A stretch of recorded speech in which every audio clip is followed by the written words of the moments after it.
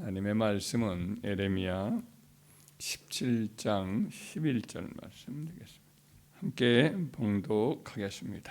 불의로 치부하는 자는 자고새가 낫지 아니한 나를 품은 같아서 그의 중년에 그것이 떠나갔고 마침내 어리석은 자가 되리라. 아멘.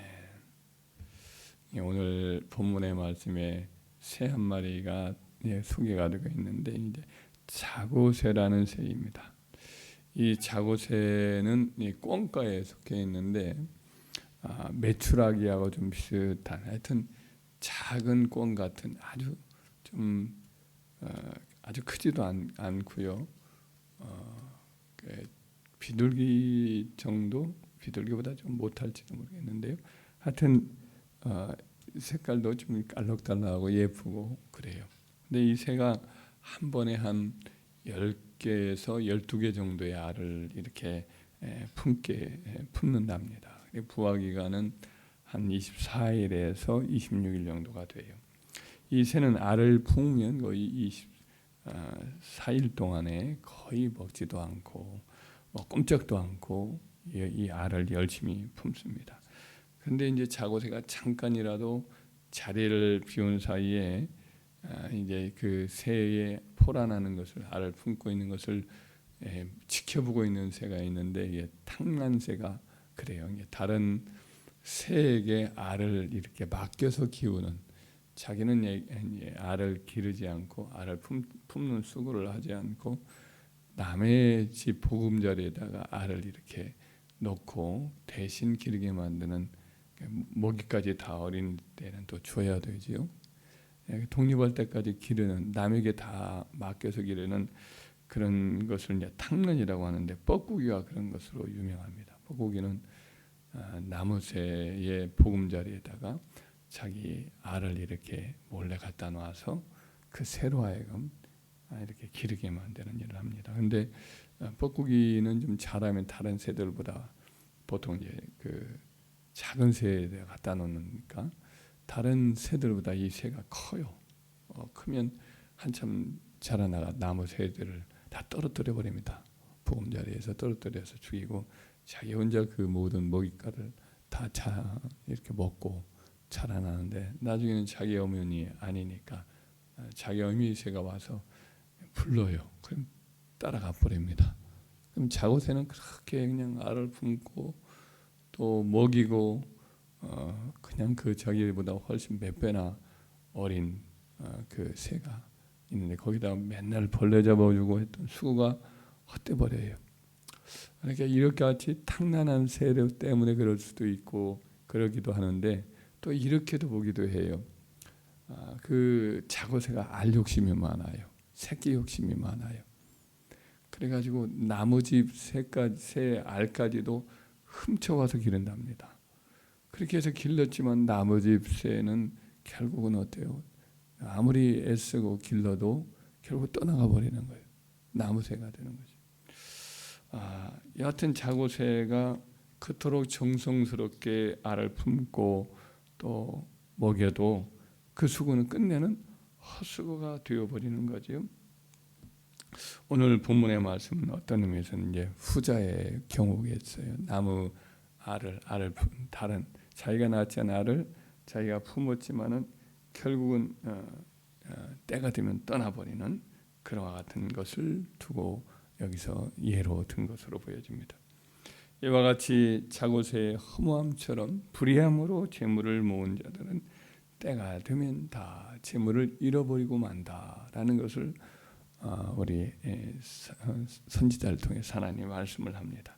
부정한 방법으로 돈을 번 자는 결국 그 중년에는 다 잃어버리고 말 것이다.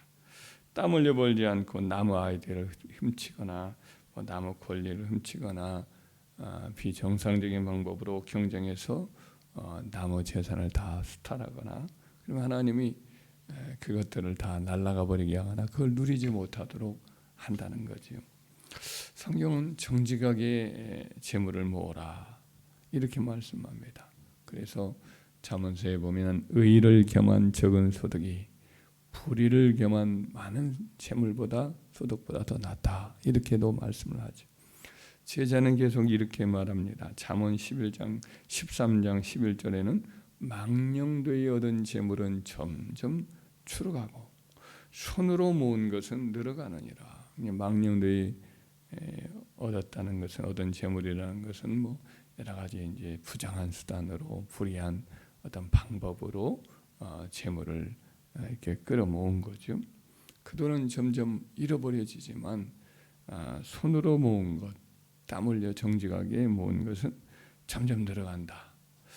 또 잠언 13장 20절 말씀에도 이르기를 선인은 그 산업을 찾아 손손에게 끼쳐도 죄인의 재물은 의인을 위하여 쌓이느니라. 이렇게 말씀합니다. 선을 베풀며 행하는 자의 산업은 자손들에게 잘 보존되어 물려지지만은 악한 자의 재물, 이런 사람의 재물은 아무리 많이 쌓았다 하더라도 결국 그걸 누리지 못하기 때문에 의인들에게 넘어가도록 하나님이 그렇게 섭리하신다라는 뜻을 갖고 있습니다. 잠언 21장 6절에도 속이는 말로 재물을 모으는 것은 죽음을 구하는 것이라 곧 불려다니는 안개니라 그랬어요.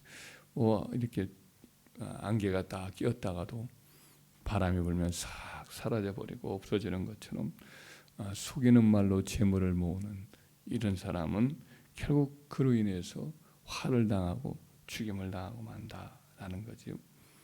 구약율법에서 자주 등장하는 말이기도 하지만은 이 공평한 저울추를 사용하라 이렇게 말씀을 하기도 합니다. 그러니까 눈속임을 하지 말라는 거죠. 신명기 25장 13절 이하의 말씀을 보면 너는 내 주머니에 두 종류의 저울추 곧 큰 것과 작은 것을 넣지 말 것이며 내 집에 두 종류의 돼 곧 큰 것과 작은 것을 두지 말 것이며 오직 온전하고 공정한 저울추를 두며 온전하고 공정한 되를 둘 것이라. 그리하면 내 하나님 여호와께서 내게 주신 땅에서 내 날이 길리라. 이런 일을 행하는 모든 자, 악을 행하는 모든 자는 내 하나님 여호와께 가증하니라. 그러니까 남에게 줄 때는 이렇게 작은 되로 주고 자기가 이렇게 받을 때는 큰 것으로 이렇게 받기도 하고 저울추도 큰 거 작은 거가 있어가지고 유리하게 자기가 이렇게 사용하는, 그래서 결국은 눈속임을 통해서 이득을 챙기는 이런 행위는 하나님은 아주 가증히 여기시고 기뻐하지 않으시고 공평한 추는 하나님이 기뻐하신다라고 말씀을 하고 있습니다.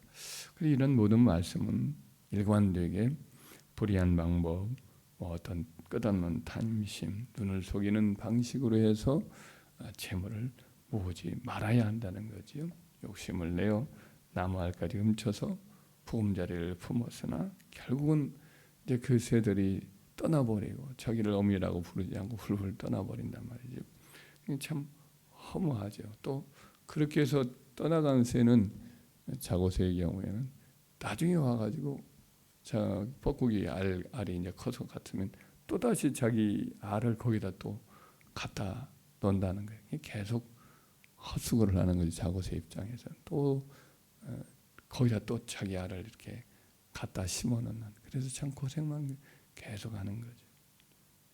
하여튼 자고새는 참 어리석은 것인데 그 어리석은 자고새를 기억하라고 이렇게 이야기를 합니다. 우리는 하여튼 자기 손으로 일하고 손한 손을 따라서 때를 따라서 그렇게 펴기도 하고 정제하고 성실하게 땀 흘려서 수고함으로 이렇게 재물을 모아가는 자가 되어야 할 줄 믿습니다. 그러면 하나님이 기억하시고 또 다 갚아주시고 또 채워주시고 또 자손들에게도 물려주시고 누리게도 하시는 그런 은혜를 우리와 우리 자녀들에게 베풀어 주실 줄 믿습니다.